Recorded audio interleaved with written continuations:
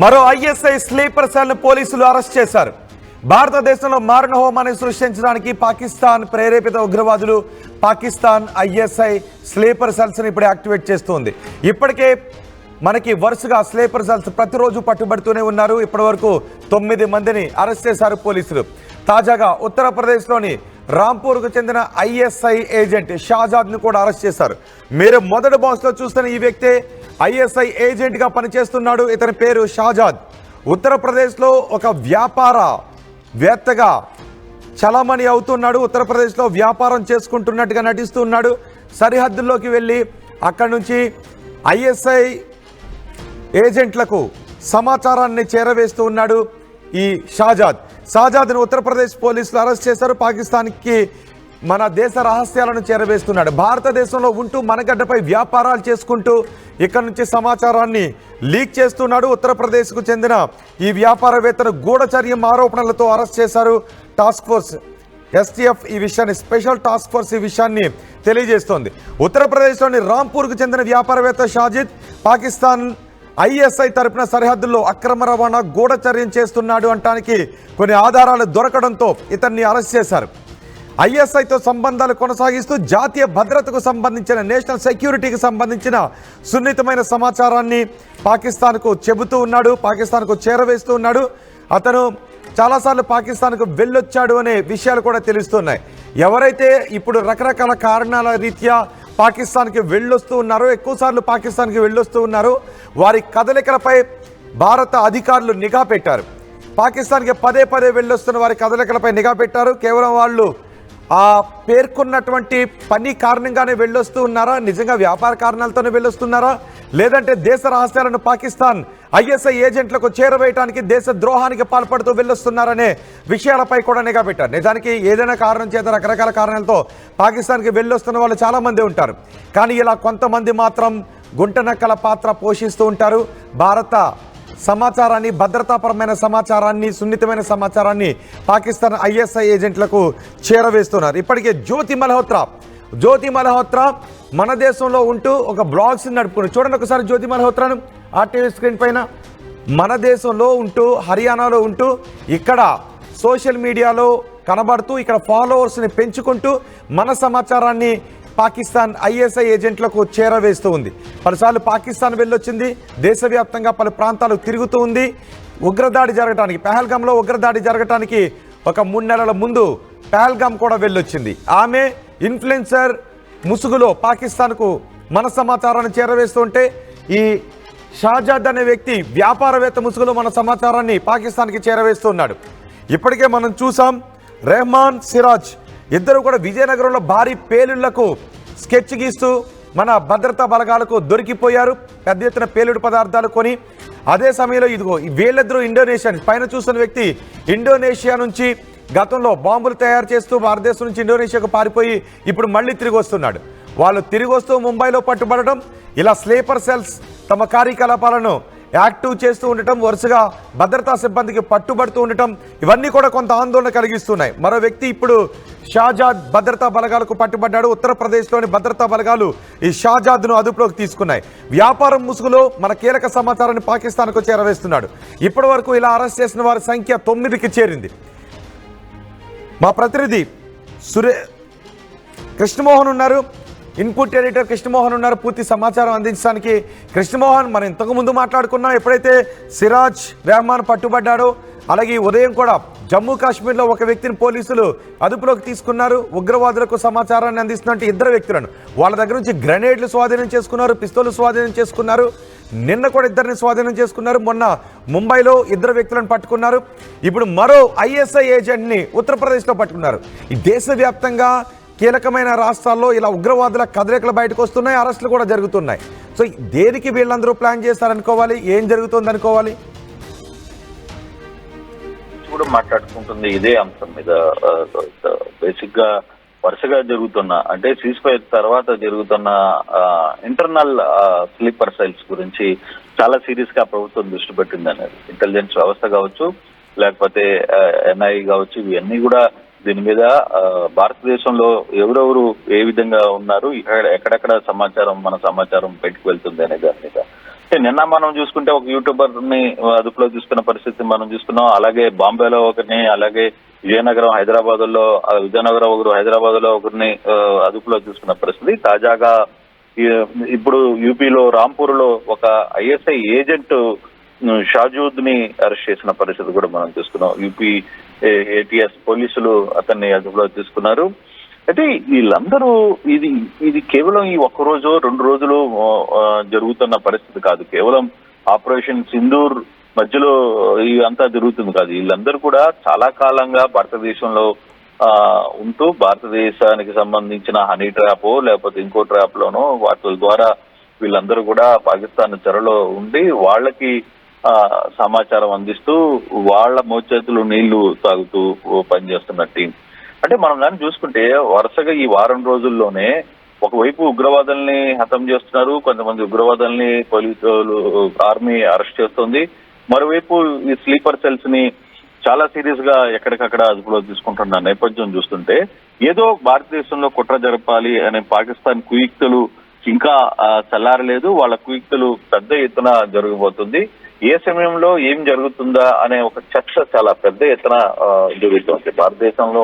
ఇప్పుడు వీళ్ళందరూ కూడా ఎటువంటి అటాక్స్ కి లేకపోతే ఇంటర్నల్ గా ఏం చేయాలనుకుంటున్నారు, ఎందుకు ఇంత పెద్ద ఎత్తున స్లీపర్ సెల్స్ ని పాకిస్తాన్ ఉపయోగిస్తోంది మన తరఫున, లేదు మన వాళ్ళు ఎందుకు పాకిస్తాన్ కి ఇంత సమాచారాన్ని చేరుస్తున్నారు, మరోవైపు హనీ ట్రాప్ లాంటివి ఇంకా ఎంతమంది అధికారుల్ని చేశారు పాకిస్తాన్.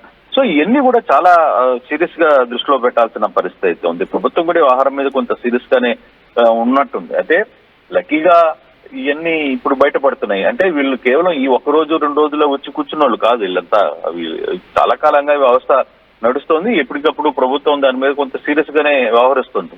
అయితే ఈ వ్యవహారంలో ప్రభుత్వం ఎప్పుడు ఇలాగే ఉందా లేకపోతే ఇప్పుడు మాత్రమే అప్రమత్తమైందా అనే ఒక క్వశ్చన్ కూడా వస్తుంది. మనకి తెలిసి మనకి ఇప్పుడే తెలుస్తున్నాయి ఆ స్లీపర్ సెల్స్ ని, వీటన్నిటిని ఆర్మీ కావచ్చు లేకపోతే పోలీసులు కావచ్చు ఇంటెలిజెన్స్ కావచ్చు ఇవన్నీ అరెస్ట్ చేయడం అనేది ఇప్పుడే తెలుస్తున్నాయా అనే ఒక చర్చ కూడా మనకి కొంత ఆందోళన కలిగించే అంశమే ఇది. బేసిక్ గా మనం గానే సీరియస్ ఆలోచిస్తే ఇది ఎందుకు ఇంతకాలంగా వీళ్ళుంటే ఇప్పుడు మనం ఎందుకు పట్టించుకోలేకపోతున్నాయి, మన నిఘా విభాగాలు ఏమన్నా ఫెయిల్యూర్ అయ్యాయా, లేదు నిఘా విభాగాలు చాలా సీరియస్ గా ఎఫెక్ట్ చేయడం వల్లనే ఇప్పుడు ఇవన్నీ పట్టుకుంటున్నారా ఏంటి అనే దాని మీద కొంత సీరియస్ గానే చర్చించాల్సిన పరిస్థితి చాలా స్పష్టంగా. అంటే వీళ్ళందరూ ఆచూకీ ఇలా తెలుస్తూ ఉండటం, ఒకరిని పట్టుకున్న తర్వాత వాళ్ళ నుంచి వస్తున్నటువంటి సమాచారం ఆధారంగా. ఇప్పుడు మనం ఇంతకు ముందు చూసాం కాశ్మీర్లో 2 పట్టుకున్నారు, వాళ్ళ దగ్గర ఫోన్లు ఉన్నాయి. సో వాళ్ళని ఇంట్రాగేట్ చేస్తే చాలా మంది సమాచారం తెలిసే అవకాశం ఉంటుంది. సో మొదట దొరికిన వాళ్ళ దగ్గర నుంచి వస్తున్నటువంటి సమాచారం ఆధారంగానే ఎంతమందిని కూడా పట్టుకోగలుగుతున్నారా, ఎంతమంది కదలికలు బయటకు వస్తున్నాయా? అంతేగా ఇప్పుడు బేసిక్ గా ఎక్కడో ఒక దగ్గర ఒక లీక్ బయటకు వచ్చిన తర్వాతనే తద్వారా 1 by 1 రావచ్చు, లేదు ఈ సెక్షన్ ఆఫ్ టీమ్ పరిస్థితులు వేరే వాళ్ళు హ్యాండిల్ చేయొచ్చు. ఇక్కడ 3-4 రకాల వ్యవస్థలు నడుస్తుంటాయి. ఉగ్రవాదాలకు సంబంధించి ఒక టైప్ ఆఫ్ స్ట్రక్చర్ నడుస్తుంటది, ఇంకొకటి స్లీపర్ సెల్స్ లాంటి వాళ్ళు ఇక్కడున్న ఇన్ఫర్మేషన్ ని పాకిస్తాన్ కి చేరవేసే ప్రయత్నం చేస్తుంటారు. ఇట్లా వివిధ రకాల టీమ్స్ పాకిస్తాన్ భారత్ మీద ప్రయోగిస్తోంది. భారత్ లో చాలా అసలుకి ఇందాక నుంచి మనం మాట్లాడుకున్నట్టు కూడా బేసిక్ గా ఇవన్నీ ఈ రోజే ఎందుకు వస్తున్నాయి, ఈ వారంలో నుంచే ఎందుకు ఇవన్నీ బయటపడుతున్నాయి, ఇంతకాలంగా జరగలేదు. నిజంగానే ఒకవేళ ఏదైనా దీనికంటే ముందు ఇంకొక అటాక్ జరుగుంటే ఏంటి పరిస్థితి భారతదేశంలో? సో ఇటువంటి అంటే మనకి ఒక ఎక్స్పీరియన్స్ ఉంది. ముంబై దాడులు కావచ్చు, లేకపోతే పుల్వామా దాడులు కావచ్చు, లేకపోతే ఇంకో దాడులు కావచ్చు, అక్కడక్కడ జరిగిన బాంబ్ బ్లాస్టులు కావచ్చు, మనం ఇవన్నీ చూస్తూనే ఉన్నాం కదా. మనకి కొత్త ఎక్స్పీరియన్స్ కాదు. ఈ ఎక్స్పీరియన్స్ లో చాలా మంది అమాయకులు ప్రాణాలు కోల్పోతున్నారు. కోల్పోయిన తర్వాత అప్పటికప్పుడు మనం రియాక్ట్ అవుతున్నాం, తర్వాత ఇమీడియట్ గా సర్జికల్ స్ట్రైక్స్ అంటున్నాం, లేకపోతే ఇంపోర్ట్ చేస్తున్నాం. కానీ సో ఈ వ్యవస్థని మనం ఎందుకు వదిలేస్తున్నాం, దీని మీద ఎందుకు సీరియస్ గా దృష్టి పెట్టలేదు? మనకి చాలా విభాగాలు ఉన్నాయి, పోలీసు దగ్గర నుంచి ఇంటెలిజెన్స్, తర్వాత యూటీఎస్, చాలా అసలు డిఫరెంట్ విభాగాలు వీటి మీద పనిచేస్తుంటాయి. మరి అక్కడైనా మనకి కొంత లోపం కనపడుతుందా, లేదు దాన్ని సీరియస్ గా యాక్టివేట్ చేయడం వల్లనే ఇప్పుడు ఇవన్నీ కూడా బయటకు వస్తున్నాయనేది కూడా ఆలోచించుకోవాలి. బట్ ఏదైనా ఇటువంటి సంఘటనలు పోలీసులు లేదు ఇంటెలిజెన్స్ తర్వాత మీ చాలా విభాగాలు ఇవన్నీ కూడా చాలా సీరియస్ గా భద్రతా బలగాలు ఇవన్నీ కూడా ఎప్పటికప్పుడు దీని మీద ఇంటరాక్ట్ కావడం వల్లనే ఈ రోజు చాలా మందిని అదుపులో తీసుకోగలిగాం. బహుశా వీళ్ళ వల్ల మనకి ఎటువంటి నష్టం జరగబోతుందో ముందుగా పసిగట్టగలిగాంగా ఖచ్చితంగా. సో ఇంకా ఫర్దర్ గా ఏంటి వీళ్ళ ద్వారా మనకి ఇంకా ఎటువంటి సమాచారం రాబోతుంది, ఎవరెవరికి ఇంకా ఎటువంటి స్లీపర్ సెల్స్ ఎంతమంది పనిచేస్తున్నారు, భారతదేశంలో మొత్తం అసలు ఏం జరుగుతుంది, వివిధ రాష్ట్రాల్లో ఎంతమంది ఉన్నారు, ఇవన్నీ కూడా కొంత పోలీసులు ప్రభుత్వం కూడా అప్రమత్తమయ్యే పరిస్థితి ఉంది. దానికి సంబంధించి కూడా కొంత సీరియస్ గానే దీని మీద డెసిషన్ తీసుకుంటారు. బహుశా దీని మీద ఒక ప్రత్యేకమైన సమావేశం కూడా జరగబోతుంది అనేది కూడా సమాచారం అందుతుంది. అది ఇంటర్నల్ గా జరుగుతుందా, లేదు ఓపెన్ గా బయటికి మీడియాకి సమావేశం పెట్టి చెప్తారా, లేదు ఇంటర్నల్ గా ఏం జరగబోతుంది అనే చర్చ కూడా జరగబోతుంది. కానీ చూడాలి అసలు. అంటే ఒక రకంగా నిజానికి తరచూ పాకిస్తాన్ కి వెళ్ళొస్తున్న వాళ్ళపై కూడా నిఘా ఉంటుందా ఇప్పుడు?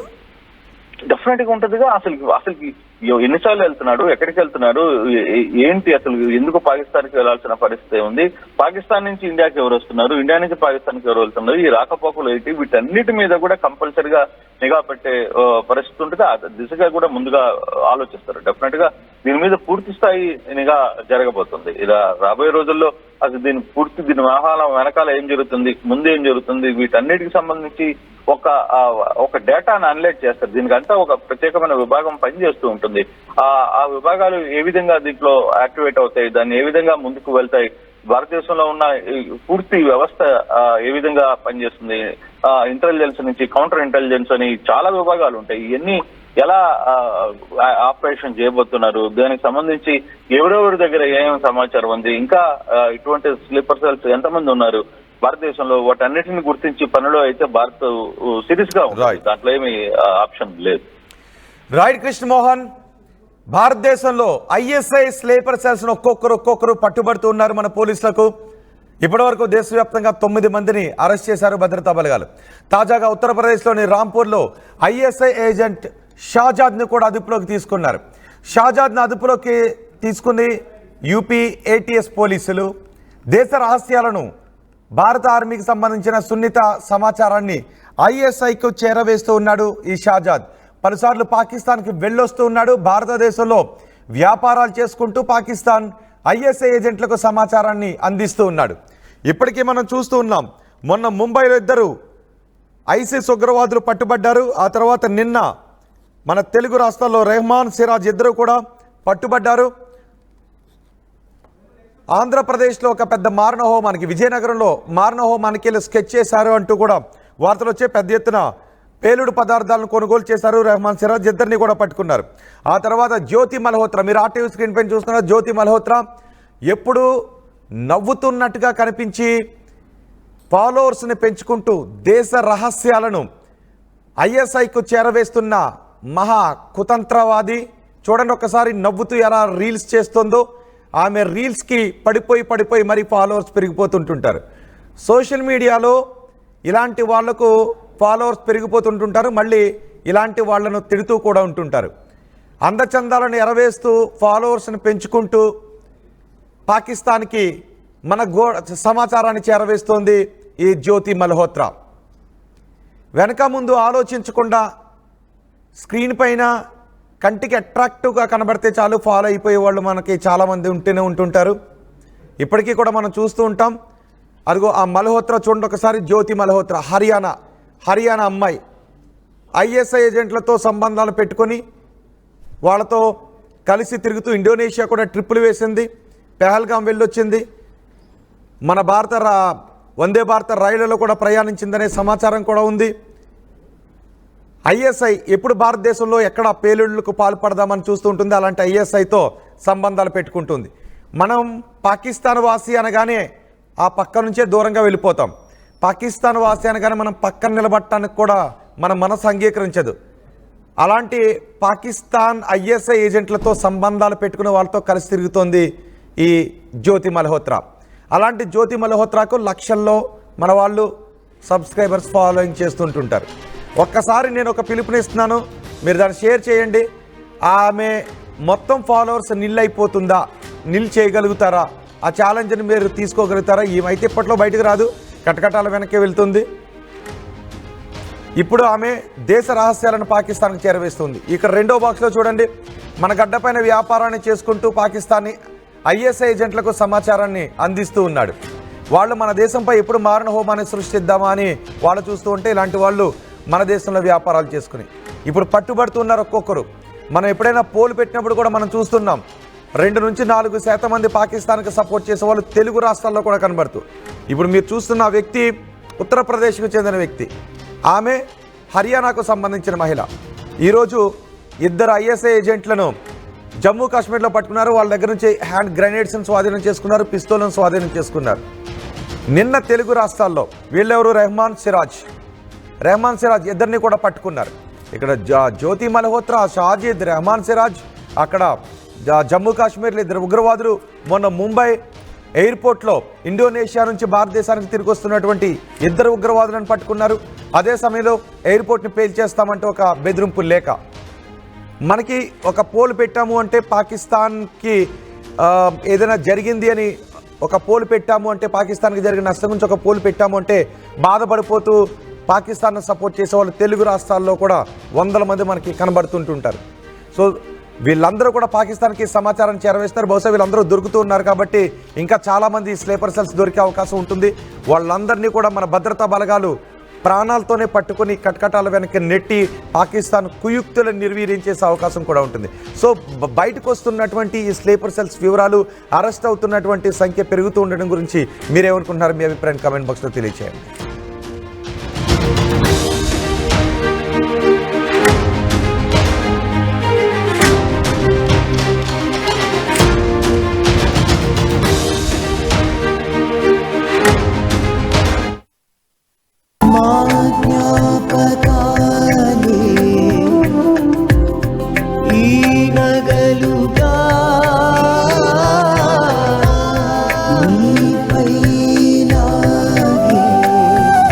అమ్మాయి గౌరవాన్ని అమ్మలా కాపాడుతుంది గోకులం సిగ్నేచర్ జ్యువెల్స్.